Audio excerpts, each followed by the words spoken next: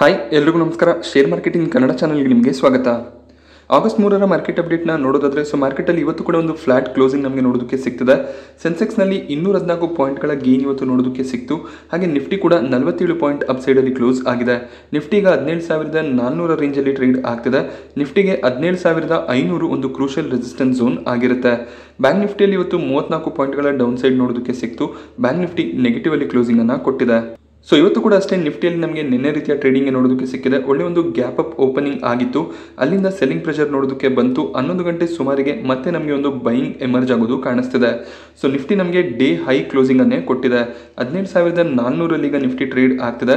So ನಾಳೆ weekly expiry ಇರುತ್ತೆ. So ಇದೇ ರೀತಿಯ ಟ್ರೇಡಿಂಗ್ ಪ್ಯಾಟರ್ನ್ ನಾಳೆ ಕೂಡ ರಿಪೀಟ್ ಆಗ್ಬೋದು. ಸೊ 2 ದಿನ ನಮಗೆ ಸೇಮ್ ಪ್ಯಾಟರ್ನ್ ನೋಡೋದಕ್ಕೆ ಸಿಕ್ಕಿದೆ. ಒಂದು ಗ್ಯಾಪ್ ಅಪ್ ಓಪನಿಂಗ್ ಆಗುತ್ತೆ, ಅಲ್ಲಿಂದ ಸೆಲ್ಲಿಂಗ್ ಪ್ರೆಷರ್ ಬರುತ್ತೆ. ಸೊ ಮತ್ತೆ ಅಲ್ಲಿಂದ ಒಂದು ಬೈಯಿಂಗ್ ಎಮರ್ಜ್ ಆಗುತ್ತೆ. ಸೊ ನಾಳೆ ಇದೇ ರೀತಿಯಲ್ಲಿ ಟ್ರೇಡಿಂಗ್ ಆಗ್ಬೋದು.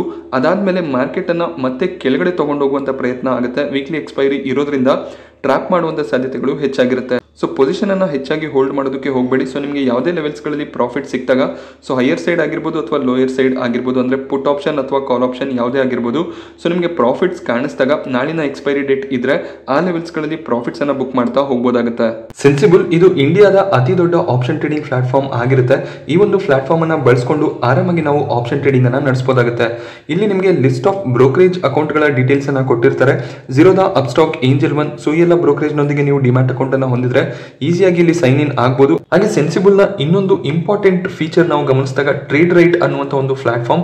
ಸೊ ಇಲ್ಲಿ ನಾವು ಸೆಬಿ ರಿಜಿಸ್ಟರ್ಡ್ ಅನಲಿಸ್ಟ್ ಗಳ ಟ್ರೇಡ್ ಅನ್ನ ಫಾಲೋ ಮಾಡಬಹುದಾಗುತ್ತೆ. ಹಾಗೆ ಸೆನ್ಸಿಬಲ್ ನ ಆಪ್ ನಮಗೆ ಗೂಗಲ್ ಪ್ಲೇ ಸ್ಟೋರ್ ಹಾಗೆ ಆಂಡ್ರಾಯ್ಡ್ ಆಪ್ ಸ್ಟುಡಿಯೋದಲ್ಲಿ ಕೂಡ ಅವೈಲೇಬಲ್ ಇದೆ. ಸೊ ಅಲ್ಲಿಂದ ನಾವು ಆಪ್ ಅನ್ನ ಕೂಡ ಡೌನ್ಲೋಡ್ ಮಾಡ್ಕೋಬಹುದಾಗುತ್ತೆ. ಸೊ ಸೆನ್ಸಿಬಲ್ ಅಕೌಂಟ್ ಅನ್ನ ಓಪನ್ ಮಾಡ್ತೀರಾ ಅಂದಾಗ ಲಿಂಕ್ ಅನ್ನ ನಾನು ಡಿಸ್ಕ್ರಿಪ್ಷನ್ ಬಾಕ್ಸ್ ಅಲ್ಲಿ ಕೊಟ್ಟಿರ್ತೀನಿ. ಆ ಒಂದು ಲಿಂಕ್ ಅನ್ನ ಬಳಸಿಕೊಂಡು ನೀವು ರಿಜಿಸ್ಟರ್ ಆಗಬಹುದಾಗುತ್ತೆ. ಹಾಗೆ ನೀವು ರೆಗ್ಯುಲರ್ ಆಗಿ ಆಪ್ಷನ್ ಟ್ರೇಡಿಂಗ್ ಅನ್ನ ಮಾಡ್ತೀರಾ ಅಂದ್ರೆ ಖಂಡಿತವಾಗ್ಲೂ ಈ ಒಂದು ಪ್ಲಾಟ್ಫಾರ್ಮ್ ನಿಮಗೆ ತುಂಬಾ ಸಹಾಯವನ್ನ ಮಾಡುತ್ತೆ. ಹಾಗೆ ನಿಫ್ಟಿ ಟಾಪ್ ಗೇನರ್ಸ್ ಮತ್ತೆ ಲೂಸರ್ಸ್ ಅನ್ನ ಗಮನಿಸಿದಾಗ ಟಾಪ್ ಗೇನರ್ಸ್ ಸೆಗ್ಮೆಂಟ್ ಅಲ್ಲಿ ಐಟಿ ಸೆಕ್ಟರ್ ನ 3 ಸ್ಟಾಕ್ ಗಳು ಕಾಣಿಸ್ತಿದಾವೆ. ಸೊ ಐಟಿ ಸೆಕ್ಟರ್ ನಲ್ಲಿ ಈ ರೀತಿಯ ಪರ್ಫಾರ್ಮೆನ್ಸ್ ತುಂಬಾ ದಿನಗಳಿಂದ ನೋಡೋದಕ್ಕೆ ಸಿಕ್ಕಿರಲಿಲ್ಲ. ಬಟ್ ಇವತ್ತು ಎಲ್ಲಾ ಸೆಕ್ಟರ್ ಗಳು ಡೌನ್ ಇತ್ತು. ಆ ಒಂದು ಕಾರಣದಿಂದ ಐಟಿ ಸೆಕ್ಟರ್ ನಲ್ಲಿ ಒಳ್ಳೆ ಒಂದು ಬೈಯಿಂಗ್ ನೋಡೋದಕ್ಕೆ ಸಿಕ್ಕಿದೆ. ಟೆಕ್ ಮಹೀಂದ್ರ, ಇನ್ಫೋಸಿಸ್ ಹಾಗೆ ಟಿಸಿಎಸ್ 1.5% ಹೆಚ್ಚಿನ ಒಂದು ಅಪ್ಸೈಡ್ ಅಲ್ಲಿ ಕ್ಲೋಸ್ ಆಗಿದಾವೆ. ಟೈಟನ್ ಮತ್ತೆ ಏಷ್ಯನ್ ಪೇಂಟ್ ಅಲ್ಲೂ ಕೂಡ ಒಳ್ಳೆ ಒಂದು ಪಾಸಿಟಿವ್ ಕ್ಲೋಸಿಂಗ್ ನೋಡೋದಕ್ಕೆ ಸಿಕ್ಕಿದೆ. ಟಾಪ್ ಲೂಸರ್ ಸೆಗ್ಮೆಂಟ್ ಅಲ್ಲಿ ಮಾರುತಿ ಸುಜುಕಿ ನೋಡೋದಕ್ಕೆ ಸಿಕ್ಕಿದೆ. ಸೊ ಮಾರುತಿ ಸುಜುಕಿ 9,000 ಲೆವೆಲ್ ಅನ್ನ ರೀಚ್ ಮಾಡಿತ್ತು. ಅಲ್ಲಿಂದ ಈಗ ಪ್ರಾಫಿಟ್ ಬುಕಿಂಗ್ ಕಾಣಿಸ್ತಿದೆ. ಮಾರುತಿ ಸುಜುಕಿ 2.5% ಡೌನ್ ಸೈಡ್ ಅಲ್ಲಿ ಇವತ್ತು ಕ್ಲೋಸ್ ಆಗಿದೆ. ಸನ್ ಫಾರ್ಮಾ, ಕೋಟಕ್ ಮಹೀಂದ್ರ ಬ್ಯಾಂಕ್ ಅಲ್ಲೂ ಕೂಡ ಇವತ್ತು ಡೌನ್ ಸೈಡ್ ನೋಡೋದಕ್ಕೆ ಸಿಕ್ತು. ಟಾಟಾ ಮೋಟಾರ್ಸ್ ಮತ್ತೆ ಕೋಲ್ ಇಂಡಿಯಾದಲ್ಲೂ ಕೂಡ ನೆಗೆಟಿವ್ ಕ್ಲೋಸಿಂಗ್ ಕಾಣಿಸ್ತಿದೆ. ಸೆಕ್ಟರ್ ವೈಸ್ ನಾವು ಇಂಡೆಕ್ಸ್ ಗಳನ್ನ ಗಮನಿಸಿದಾಗ ಆಲ್ಮೋಸ್ಟ್ ಎಲ್ಲಾ ಸೆಕ್ಟರ್ ಗಳು ಇವತ್ತು ರೆಡ್ ಅಲ್ಲೇ ಕ್ಲೋಸಿಂಗ್ ಅನ್ನ ಕೊಟ್ಟಿದೆ. ನಿಫ್ಟಿ ಐಟಿಯಲ್ಲಿ ಮಾತ್ರ ಇವತ್ತು ಒಳ್ಳೆ ಒಂದು ಬೈಯಿಂಗ್ ನೋಡೋದಕ್ಕೆ ಸಿಕ್ಕಿದೆ. ಹಾಗೆ ನಿಫ್ಟಿ ಫಿನಾನ್ಷಿಯಲ್ ಸರ್ವಿಸ್ ಫ್ಲಾಟ್ ಆಗಿ ಕ್ಲೋಸ್ ಆಗಿದೆ. RBI ನ ಮಾನಿಟರಿ ಪಾಲಿಸಿ ಮೀಟಿಂಗ್ ಇವತ್ತು ಸ್ಟಾರ್ಟ್ ಆಗಿದೆ. ಆಗಸ್ಟ್ 5ರವರೆಗೂ ಈ ಒಂದು ಮೀಟಿಂಗ್ ನಡೆಯುತ್ತೆ. ಮಾನಿಟರಿ ಪಾಲಿಸಿ ಮೀಟಿಂಗ್ ನಲ್ಲಿ ಯಾವೆಲ್ಲ ಡಿಸಿಷನ್ಸ್ ಗಳನ್ನ ತಗೊಂಡಿದ್ದಾರೆ ಸೊ ಅದನ್ನು ಅವರು ಪ್ರೆಸೆಂಟ್ ಮಾಡ್ತಾರೆ. ಹಾಗೆ ಎಷ್ಟು ಇಂಟ್ರೆಸ್ಟ್ ರೇಟ್ ಜಾಸ್ತಿ ಆಗುತ್ತೆ ಅದರ ಬಗ್ಗೆ ಇನ್ಫಾರ್ಮೇಶನ್ ಕೂಡ ನಮಗೆ ಆಗಸ್ಟ್ 5ಕ್ಕೆ ನೋಡೋದಕ್ಕೆ ಸಿಗುತ್ತೆ. ಸೊ US ಮತ್ತೆ ಚೈನಾ ಮಧ್ಯೆ ಒಂದು ಟೆನ್ಷನ್ ಸ್ಟಾರ್ಟ್ ಆಗ್ತಿರೋದು ಕಾಣಿಸ್ತಿದೆ. ಸೊ ಚೈನಾ ಆಲ್ರೆಡಿ ಗೆ ವಾರ್ನಿಂಗ್ ಅನ್ನ ಕೂಡ ಕೊಟ್ಟಿದ್ದಾರೆ. US ನ ಹೌಸ್ ಸ್ಪೀಕರ್ ತೈವಾನ್ಗೆ ಭೇಟಿಯನ್ನ ಕೊಡ್ತಾರೆ ಅನ್ನುವಂತ ಒಂದು ನ್ಯೂಸ್ ಇತ್ತು. ಸೊ ಅದನ್ನ ಚೈನಾ ಆಪೋಸ್ ಮಾಡಿದ್ರು. US ಹೌಸ್ನ ಸ್ಪೀಕರ್ ಆಗಿರುವಂತಹ ನ್ಯಾನ್ಸಿ ಪೆಲೋಸಿ ಅವರು ತೈವಾನ್ಗೆ ಭೇಟಿಯನ್ನ ಕೊಡಬಾರ್ದು ಅಂತ ಚೈನಾ ಆಲ್ರೆಡಿ ಗೆ ವಾರ್ನಿಂಗ್ ಅನ್ನ ಮಾಡಿದ್ರು. ಬಟ್ ಈ ಒಂದು ವಾರ್ನಿಂಗ್ ಅನ್ನ US ಕನ್ಸಿಡರ್ ಮಾಡ್ಕೊಂಡಿಲ್ಲ. ನ್ಯಾನ್ಸಿ ಪೆಲೋಸಿ ಅವರು ತೈವಾನ್ಗೆ ಹೋಗಿ ಅಲ್ಲಿಂದ ಪ್ರೆಸಿಡೆಂಟ್ ಅನ್ನ ಕೂಡ ಮೀಟ್ ಮಾಡಿದ್ದಾರೆ. ಹಾಗೆ ಚೈನಾ ಈಗ ಮಿಲಿಟರಿ ಡ್ರಿಲ್ಸ್ ಗಳನ್ನ ಕೂಡ ಸ್ಟಾರ್ಟ್ ಮಾಡ್ಕೊಂಡಿದ್ದಾರೆ. ತೈವಾನ್ನ ಕಡೆಯಿಂದ ಕೂಡ ವಾರ್ ಪ್ರಿಪರೇಷನ್ಸ್ ಗಳು ಸ್ಟಾರ್ಟ್ ಆಗಿದಾವೆ. ಬಟ್ ಇಲ್ಲಿ ಯಾವುದೇ ರೀತಿಯ ವಾರ್ ಸಿಚುವೇಶನ್ಸ್ ಇನ್ನೂ ಕೂಡ ಸ್ಟಾರ್ಟ್ ಆಗಿಲ್ಲ. ಜಸ್ಟ್ ಮಿಲಿಟರಿ ಡ್ರಿಲ್ಸ್ ಗಳು ನಡೀತಿದಾವೆ. ಸೊ ಉಕ್ರೇನ್ ಮತ್ತೆ ರಷ್ಯಾ ನಡುವೆ ವಾರ್ ಸ್ಟಾರ್ಟ್ ಆದಾಗ ಕೂಡ ಸಿಮಿಲರ್ ಇದೇ ರೀತಿಯ ಒಂದು ಮಿಲಿಟರಿ ಡ್ರಿಲ್ಸ್ ಗಳು ಸ್ಟಾರ್ಟ್ ಆಗಿತ್ತು. ಎರಡು ಸೈಡ್ಗಳು ಅಂದ್ರೆ ಎರಡು ಕಂಟ್ರಿಗಳು ಮಿಲಿಟರಿ ಡ್ರಿಲ್ಸ್ ಗಳನ್ನ ಮಾಡಿದ್ರು. ಅದೇ ರೀತಿಯಲ್ಲಿ ಈಗ ಚೈನಾ ಕೂಡ ಮಿಲಿಟರಿ ಡ್ರಿಲ್ಸ್ ಅನ್ನ ಅನೌನ್ಸ್ ಮಾಡಿದ್ದಾರೆ. ತೈವಾನ್ ಕೂಡ ತನ್ನ ಮಿಲಿಟರಿಗೆ ಆರ್ಡರ್ಸ್ ಗಳನ್ನ ಕೊಟ್ಟಿದ್ದಾರೆ ವಾರ್ಗೆ ರೆಡಿ ಆಗಿ ಅಂತ. ಸೊ ಇಲ್ಲಿ ಯಾವುದೇ ರೀತಿಯ ವಾರ್ ಅನೌನ್ಸ್ ಆದ್ರೆ ಅದು ಚೈನಾ ಕಡೆಯಿಂದ ಬರಬೇಕು. ಸೊ ತೈವಾನ್ ಒಂದು ಸಣ್ಣ ಕಂಟ್ರಿ ಆಗಿರೋದ್ರಿಂದ ಅವರು ವಾರ್ ಅನ್ನ ಡಿಕ್ಲೇರ್ ಮಾಡೋದಿಲ್ಲ. ಚೈನಾ ಕಡೆಯಿಂದ ಏನಾದ್ರೂ ವಾರ್ ನ ಡಿಕ್ಲರೇಷನ್ಸ್ ಬಂದ್ರೆ ಸೊ ಮಾರ್ಕೆಟ್ಗೆ ಅದು ನೆಗೆಟಿವ್ ಆಗುವಂತ ಸಾಧ್ಯತೆ ಇರುತ್ತೆ. ಸೊ ಉಕ್ರೇನ್ ಮತ್ತೆ ರಷ್ಯಾ ನಡುವೆ ಅಮೆರಿಕ ಎಂಟರ್ ಆಗಿರಲಿಲ್ಲ. ಬಟ್ ಇಲ್ಲಿ ಅಮೆರಿಕದ ಸಪೋರ್ಟ್ ಕಂಪ್ಲೀಟ್ ಆಗಿ ತೈವಾನ್ಗೆ ಸಿಗುವಂತ ಸಾಧ್ಯತೆ ಇರುತ್ತೆ. ಸೊ ಆಗ ಟೆನ್ಷನ್ಸ್ ಗಳು ಇನ್ನಷ್ಟು ಜಾಸ್ತಿ ಆಗ್ಬೋದು. ಇಂಡೈರೆಕ್ಟ್ ಆಗಿ US ತೈವಾನ್ಗೆ ತನ್ನ ಮಿಲಿಟರಿಯನ್ನ ಕಳಿಸಬಹುದು. ಸೊ ಅದು ಆಲ್ಮೋಸ್ಟ್ US ಮತ್ತೆ ಚೈನಾ ನಡುವಿನ ವಾರ್ ರೀತಿಯಲ್ಲೇ ಆಗುತ್ತೆ. ಸೊ ಈ ವಾರ್ ಏನಾದ್ರೂ ಡಿಕ್ಲೇರ್ ಆದ್ರೆ ರಷ್ಯಾ ಮತ್ತೆ ಉಕ್ರೇನ್ ನಡುವೆ ಏನು ವಾರ್ ನಡೆದಿತ್ತು ಸೊ ಆಗೇನು ಮಾರ್ಕೆಟ್ ನಲ್ಲಿ ಪ್ಯಾನಿಕ್ ಕಾಣಿಸಿತ್ತು ಅದಕ್ಕಿಂತ ಹೆಚ್ಚಿನ ಒಂದು ಪ್ಯಾನಿಕ್ ನೋಡೋದಕ್ಕೆ ಸಿಗುತ್ತೆ. ಬಟ್ ಸದ್ಯಕ್ಕೆ ವರಿ ಮಾಡುವಂತ ಅವಶ್ಯಕತೆ ಇಲ್ಲ. ಸೊ ನೋಡ್ಬೇಕಾಗುತ್ತೆ ಈ ಒಂದು ವಿಷಯ ಎಲ್ಲಿವರೆಗೂ ಹೋಗುತ್ತೆ ಅಂತ. ಚೈನಾ ತೈವಾನ್ ಅನ್ನ ತನ್ನ ಪಾರ್ಟ್ ಆಗಿ ಕನ್ಸಿಡರ್ ಮಾಡುತ್ತೆ. ಹಾಗೆ ತೈವಾನ್ ಒಂದು ದ್ವೀಪ ರಾಷ್ಟ್ರ. ಇಲ್ಲಿ ಹೆಚ್ಚಿನ ಒಂದು ಟ್ರಾನ್ಸ್ಪೋರ್ಟೇಷನ್ ಆಕ್ಟಿವಿಟಿಗಳು ನಡೆಯುತ್ತೆ. ಸಿ ರೂಟ್ ಅಲ್ಲಿ ಹೆಚ್ಚಿನ ಒಂದು ವಸ್ತುಗಳು ತೈವಾನ್ನ ಮೂಲಕವಾಗಿ ಯುರೋಪ್ಗೆ ಎಂಟರ್ ಆಗೋದು. ಆ ಒಂದು ರೀಸನ್ ಇಂದ ಚೈನಾ ತೈವಾನ್ ಅನ್ನ ಅಕ್ವೈರ್ ಮಾಡ್ಕೋಬೇಕು ಅಂತ ಇದ್ದಾರೆ. ಸೊ US ಕೂಡ ಅಷ್ಟೇ ತಮ್ಮ ಒಂದು ಟ್ರೇಡ್ ಅನ್ನ ಇಂಪ್ರೂವ್ ಮಾಡ್ಕೊಳ್ಳೋದಕ್ಕೋಸ್ಕರ ತೈವಾನ್ ಜೊತೆ ಫ್ರೆಂಡ್ಶಿಪ್ ಅನ್ನ ಮಾಡ್ತಿದ್ದಾರೆ. ಸುಬೆಕ್ಸ್ ಅಲ್ಲಿ ಇವತ್ತು 20% ನ ಅಪ್ಪರ್ ಸರ್ಕ್ಯೂಟ್ ನೋಡೋದಕ್ಕೆ ಸಿಕ್ತು. ಈ ಒಂದು ಅಪ್ಪರ್ ಸರ್ಕ್ಯೂಟ್ ಗೆ ಮೇಜರ್ ರೀಸನ್ ಸುಬೆಕ್ಸ್ ಜಿಯೋ ಜೊತೆಯಲ್ಲಿ ಒಂದು ಪಾರ್ಟ್ನರ್ಶಿಪ್ ಅನ್ನ ಮಾಡಿದ್ದಾರೆ. ಜಿಯೋ ಏನು 5G ಸ್ಪೆಕ್ಟ್ರಮ್ ಗಳನ್ನ ಅಕ್ವೈರ್ ಮಾಡ್ತಿದ್ದಾರೆ. ಸೊ ಅದನ್ನ ಬಳಸಿಕೊಂಡು ಒಂದು ಪ್ಲಾಟ್ಫಾರ್ಮ್ ಅನ್ನ ತಯಾರು ಮಾಡುವಂತ ಪ್ರಯತ್ನವನ್ನ ನಡೆಸ್ತಿದ್ದಾರೆ. ಸುಬೆಕ್ಸ್ ಮೇಜರ್ ಆಗಿ artificial intelligence, machine learning, so ಈ ಎಲ್ಲ ಟೆಕ್ನಾಲಜಿ ಮೇಲೆ ಕೆಲಸ ಮಾಡುವಂತ ಒಂದು ಟೆಕ್ನಾಲಜಿ ಕಂಪನಿ. ಸೊ ಜಿಯೋ ಸುಬೆಕ್ಸ್ ನ ಜೊತೆಯಲ್ಲಿ ಪಾರ್ಟ್ನರ್ಶಿಪ್ ಅನ್ನ ಮಾಡಿದ್ದಾರೆ. ಸೊ ಅದಕ್ಕೆ ಇವತ್ತು ಸುಬೆಕ್ಸ್ 20% ಅಪ್ಪರ್ ಸರ್ಕ್ಯೂಟ್ ಅಲ್ಲಿ ಲಾಕ್ ಆಗಿದೆ. Kotak Mahindra bank, Patanjali foods, blue dart express, Vedant fashions, Devyani international ಈ 5 ಸ್ಟಾಕ್ಗಳು FTSE ಇಂಡೆಕ್ಸ್ ಅನ್ನ ಮುಂದಿನ ರೀಬ್ಯಾಲೆನ್ಸಿಂಗ್ ಅಲ್ಲಿ ಜಾಯಿನ್ ಆಗುತ್ತೆ ಅನ್ನುವಂತ ನ್ಯೂಸ್ ಇದೆ. FTSE ಇಂಡೆಕ್ಸ್ ಅಂತ ಬಂದಾಗ ಇದೊಂದು ಗ್ಲೋಬಲಿ ಟ್ರ್ಯಾಕ್ಡ್ ಇಂಡೆಕ್ಸ್ ಆಗಿರುತ್ತೆ. ಹೊರದೇಶಗಳ ಪ್ಯಾಸಿವ್ ಫಂಡ್ಗಳು ಈ ಒಂದು ಇಂಡೆಕ್ಸ್ ಅನ್ನ ಕೇರ್ಫುಲ್ ಆಗಿ ಟ್ರ್ಯಾಕ್ ಮಾಡ್ತಿರ್ತಾರೆ. ಈ ಒಂದು ಇಂಡೆಕ್ಸ್ ನಲ್ಲಿ ಯಾವೆಲ್ಲ ಸ್ಟಾಕ್ಗಳು ಇದಾವೆ, ಆ ಒಂದು ಸ್ಟಾಕ್ ಗಳ ವೇಟೇಜ್ ಯಾವ ಪ್ರಕಾರವಾಗಿ ಇದೆ, ಅದರ ಬೇಸಿಸ್ ಮೇಲೆ ಅವರು ಈ ಸ್ಟಾಕ್ ಗಳಲ್ಲಿ ಇನ್ವೆಸ್ಟ್ಮೆಂಟ್ ಮಾಡ್ತಾ ಹೋಗ್ತಾರೆ. ಸೊ ನಾವು ಯಾವ ರೀತಿಯಲ್ಲಿ US ನ ಫಂಡ್ ಗಳಲ್ಲಿ ಇನ್ವೆಸ್ಟ್ಮೆಂಟ್ ಅನ್ನ ಮಾಡ್ತೀವಿ, ಅದೇ ರೀತಿಯಲ್ಲಿ FIIs ಈ ರೀತಿಯ FTSE ಇಂಡೆಕ್ಸ್ ನ ಫಂಡ್ ಗಳಲ್ಲಿ ಇನ್ವೆಸ್ಟ್ಮೆಂಟ್ ಅನ್ನ ಮಾಡ್ತಾರೆ. ಈ ರೀತಿ FTSE ಇಂಡೆಕ್ಸ್ ಅಲ್ಲಿ ಯಾವ್ದಾದ್ರು ಒಂದು ಕಂಪನಿಯ ಸ್ಟಾಕ್ ಆಡ್ ಆದ್ರೆ ಅಲ್ಲಿ ಹೆಚ್ಚಿನ ಒಂದು ಇನ್ಫ್ಲೋಸ್ ಬರುವಂತ ಸಾಧ್ಯತೆ ಇರುತ್ತೆ. ಸೊ ನಾನು ಆಲ್ರೆಡಿ ಮೆನ್ಷನ್ ಮಾಡಿದಂತಹ ಸ್ಟಾಕ್ಗಳು FTSE ಆಲ್ ಕ್ಯಾಪ್ ಮತ್ತೆ ಆಲ್ ವರ್ಲ್ಡ್ ಇಂಡೆಕ್ಸ್ ಅಲ್ಲಿ ಜಾಯಿನ್ ಆಗುವಂತ ಸಾಧ್ಯತೆ ಇರುತ್ತೆ. ಸೊ ಕೋಟಕ್ ಮಹೀಂದ್ರ ಬ್ಯಾಂಕ್ ಅಲ್ಲಿ $61 ಮಿಲಿಯನ್ ನ ಇನ್ಫ್ಲೋ ಬರುವಂತ ಸಾಧ್ಯತೆ ಇರುತ್ತೆ. ಅದೇ ರೀತಿಯಲ್ಲಿ Patanjali foods, blue dart, Vedant fashions ಹಾಗೆ ದೇವ್ಯಾನಿ ಇಂಟರ್ನ್ಯಾಷನಲ್ ಕೂಡ ಒಳ್ಳೆ ಒಂದು ಫಂಡ್ ಇನ್ಫ್ಲೋ ಬರುವಂತ ಸಾಧ್ಯತೆಗಳು ಇರುತ್ತೆ. ಹಾಗೆ ಇಂಡಿಯನ್ ಹೋಟೆಲ್ಸ್ ಆಗಿರ್ಬೋದು, Atul, Schaeffler, Linde India, Gujarat fluoro chemicals, so ಈ ಎಲ್ಲ ಸ್ಟಾಕ್ಗಳು FTSE ಆಲ್ ವರ್ಲ್ಡ್ ಇಂಡೆಕ್ಸ್ಗೆ ಮೈಗ್ರೇಟ್ ಆಗ್ತಿದಾವೆ. ಸೊ ಇಲ್ಲೂ ಕೂಡ ಒಳ್ಳೆ ಒಂದು ಇನ್ಫ್ಲೋನ ನಾವು ಎಕ್ಸ್ಪೆಕ್ಟ್ ಮಾಡ್ಬೋದಾಗುತ್ತೆ.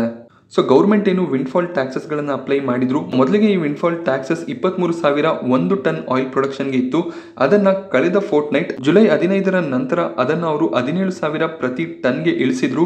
ಮತ್ತೆ ಈಗ ವಿಂಡ್ಫಾಲ್ ಟ್ಯಾಕ್ಸಸ್ ಸ್ವಲ್ಪ ಜಾಸ್ತಿ ಆಗ್ತಿರೋದು ಕಾಣಿಸ್ತಿದೆ. 17,750 ಪರ್ ಟನ್ಗೆ ಈಗ ವಿಂಡ್ಫಾಲ್ ಟ್ಯಾಕ್ಸಸ್ ಅನ್ನ ಜಾಸ್ತಿ ಮಾಡಿದ್ದಾರೆ. ಕ್ರೂಡ್ ಆಯಿಲ್ ನ ಪ್ರೈಸ್ ನ ಬೇಸಿಸ್ ಮೇಲೆ ವಿಂಡ್ಫಾಲ್ ಟ್ಯಾಕ್ಸಸ್ ಅಪ್ಲೈ ಆಗೋದು ಕಾಣಿಸುತ್ತೆ. ಸೊ ಮತ್ತೆ ಆಗಸ್ಟ್ 15ರ ನಂತರ ಈ ಒಂದು ವಿಂಡ್ಫಾಲ್ ಟ್ಯಾಕ್ಸಸ್ ನಲ್ಲಿ ರಿವಿಷನ್ ಬರುವಂತ ಸಾಧ್ಯತೆ ಇರುತ್ತೆ.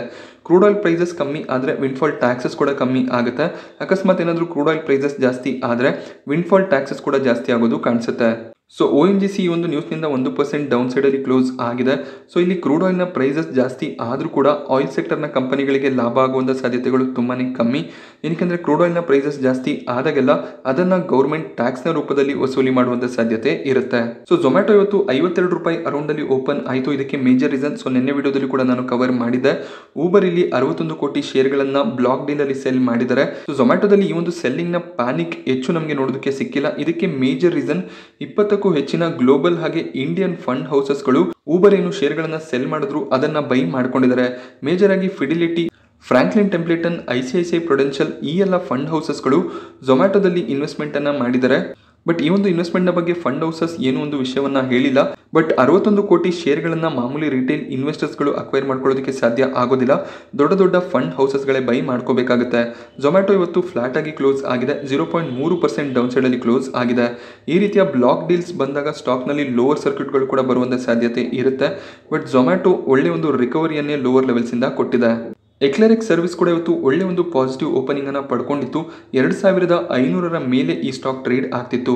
ಮೇಜರ್ ಆಗಿ ಇದೊಂದು IT ಸರ್ವಿಸ್ ಕಂಪನಿ ಆಗಿರುತ್ತೆ. ಸೊ ಇಲ್ಲಿ ಬೋನಸ್ ನ ನ್ಯೂಸ್ ಇದೆ. ಸೊ ನೆಕ್ಸ್ಟ್ ವೀಕ್ ಆಗಸ್ಟ್ 9ಕ್ಕೆ ಬೋರ್ಡ್ ಮೀಟಿಂಗ್ ಇರುತ್ತೆ. ಈ ಒಂದು ಬೋರ್ಡ್ ಮೀಟಿಂಗ್ ನಲ್ಲಿ ಬೋರ್ಡ್ ಬೋನಸ್ ಶೇರ್ ಗಳನ್ನ ಇಶ್ಯೂ ಮಾಡೋ ಬಗ್ಗೆ ಡಿಸಿಷನ್ಸ್ ಗಳನ್ನ ತಗೋತಾರೆ. ಯಾವ ಒಂದು ರೇಷಿಯೋದಲ್ಲಿ ಬೋನಸ್ ಶೇರ್ಗಳು ಇಶ್ಯೂ ಆಗುತ್ತೆ ಅದನ್ನ ನಾವು ಆಗಸ್ಟ್ 9ಕ್ಕೆ ತಿಳ್ಕೊಬಹುದಾಗುತ್ತೆ. ಈ ಒಂದು ಬೋನಸ್ ಶೇರ್ ನ ನ್ಯೂಸ್ ನಿಂದ ಸ್ಟಾಕ್ ನಲ್ಲಿ ಒಳ್ಳೆ ಒಂದು ಮೊಮೆಂಟಮ್ ಇತ್ತು. ಬಟ್ ಹೈಯರ್ ಲೆವೆಲ್ಸ್ ಇಂದ ಪ್ರಾಫಿಟ್ ಬುಕಿಂಗ್ ಬಂದಿದೆ.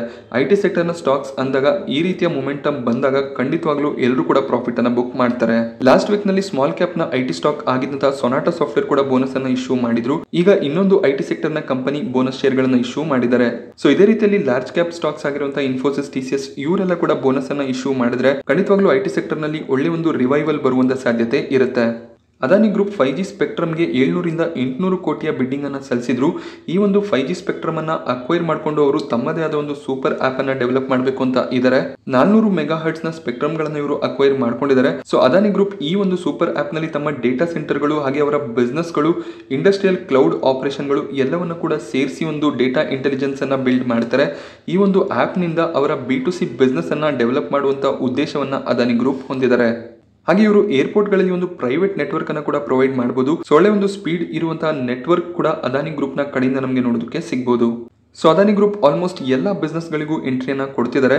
ಸೊ ಅವರಿಗೆ 5G ಸ್ಪೆಕ್ಟ್ರಮ್ ನ ಅವಶ್ಯಕತೆ ಕೂಡ ಇತ್ತು ತಮ್ಮ ಬಿಸ್ನೆಸ್ ಅನ್ನ ಒಳ್ಳೆ ಒಂದು ಲೆವೆಲ್ಸ್ಗೆ ತಗೊಂಡೋಗೋದಕ್ಕೆ. ಅದೇ ರೀತಿಯಲ್ಲಿ ಅವರಿಗೆ ಎಷ್ಟು ಬೇಕು ಅಷ್ಟು ಸ್ಪೆಕ್ಟ್ರಮ್ಗೆ ಅವರು ಆಲ್ರೆಡಿ ಆಕ್ಷನ್ಸ್ ಅಲ್ಲಿ ಬಿಡ್ಡಿಂಗ್ ಅನ್ನು ಕೂಡ ಸಲ್ಲಿಸಿದ್ದಾರೆ. ಇವತ್ತು ನಾನು ನಿಮಗೆ ಮಾರ್ಕೆಟ್ ನ ಬಗ್ಗೆ ಕೊಟ್ಟಂತ ಇನ್ಫಾರ್ಮೇಶನ್ ಇಷ್ಟ ಆದ್ರೆ ವಿಡಿಯೋನ ಲೈಕ್ ಮಾಡೋದು ಮರಿಬೇಡಿ. ಹಾಗೆ ನೀವು ಚಾನಲ್ಗೆ ಹೊಸಬರಾದ್ರೆ ಚಾನಲ್ನ ಸಬ್ಸ್ಕ್ರೈಬ್ ಮಾಡ್ಕೊಳ್ಳಿ. Thank you friends.